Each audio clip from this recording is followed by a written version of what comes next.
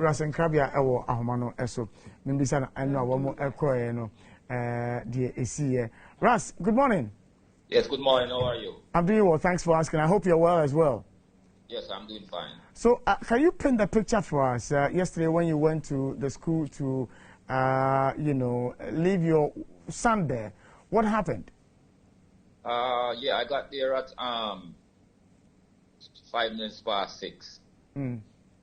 And we went straight to the administrative office. And when we get there, there was not much people around at the office itself, so we were there waiting. But while we were waiting, we heard a very loud cheers and noise coming from the right side. When we look across, there was a whole lot of students in the building, plenty of them. And they were just cheering us and jubilating and being very excited. You know, it was a very wonderful experience to see the love and the appreciation from these students and the school. So, you know, that is what we were welcome with. I had to go to the gate because they wouldn't allow the journalists to come inside. To come inside. So I went to the gate and left my wife there to deal with the administrative aspect of it. So she went and dealt with that part of it. So I went out there and I stayed at the gate with the journalists until everything was completed there. So, if your wife went in, what were the processes she went through, and who was with her when she was going through that process? Okay, when she went there, the first person that came to her was a teacher that we met the first time we went there when they were rejecting us. He was very receptive when we went there the first time and was encouraging us to try our best to see what we can do to help the child to get into school. So that same teacher came. And he greeted us very, very well and very positive. I think he probably was assigned to take up that responsibility. He was very warm, very welcome. Welcome us very well. Was very affectionate towards Oyinba and encouraging him that everything is fine. He's at the right place, and so on and so forth. Then the class prefect came. She also came, and she was very, very positive. They finally, took him to his class. And the whole process started there. But I went back there 3 o'clock in the evening when he finished class and, just to see the whole process and all of that. And it was very positive. All the students on the campus was very elated, very excited to see him on the campus and to see us. And when I spoke with him, he told me that all the children, they were very excited. They were asking him a lot of questions. He had several meetings in different parts of that school area that he was assigned to, because the children were very excited to know what happens, and it's a learning experience for them. So he had to articulate the whole issue. He made a lot of friends.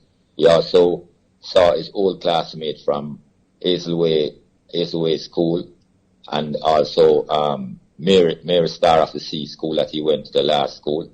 He saw 2 friends over there, and they were very happy to see him. They went and hugged him and greeted him and showed their appreciation. When he was coming out, he saw the headmistress. She was coming down, and she greeted him pleasantly, according to what he told me, and that was it basically. She didn't speak or anything like that. She just gave her a greeting, and that was it basically. We picked him up at about maybe 3:30 and left. All right. But at the time you were going, what expectations did you have in terms of who was going to receive you? Well, I wasn't expecting anyone to come and receive us, even though I made those statements that the school should really show us some warm welcoming and all of that. I made several statements like that in the media. I still didn't expect that they would do it based on what happened at the last minute, that they were very adamant that they was going to appeal and so on and so forth. So when we just got to the administrative area, there were 3 elderly gentlemen there. Seemed like they've been working there for generations. And they saw me on my phone and they were too pleased. They were saying, "Oh, you're not coming here to take any pictures." And I wasn't really taking any pictures of them. I was just trying to, communicate with the media on my phone.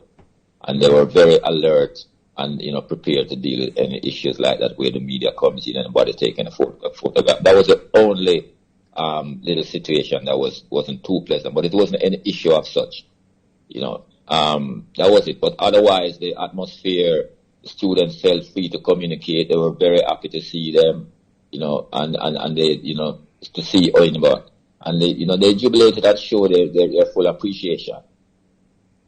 In ending our conversation, I do not know whether you have heard the position of the Attorney General, Godfrey Dame, on the matter of the ruling. He is dissatisfied with the ruling by the court. He has indicated that they would appeal. How do you feel about his position on the matter? Well, I think his position is positive in the sense that they ordered the school to accept the children back in there. As regards to the appeal, and if they want to go ahead and appeal still, it's up to them. I mean, we are ready to take on any challenge, as you have realized from the beginning. We were adamant that the Constitution should not be violated, the rights of the children should not be violated, their education should not be blocked by any single or one or any group. And we are still standing very resolute and firm on that position. So if they want to go ahead and still appeal it, we are ready. Our legal team is ready to take on any challenges that come ahead. All right, there's a question I need to ask. How expensive or inexpensive has been the entire process of being in court? My brother, I don't even want you to even ask that question, because I sit here this morning looking at the old challenges and trying to, come up with some kind of estimation as regards to what it cost me.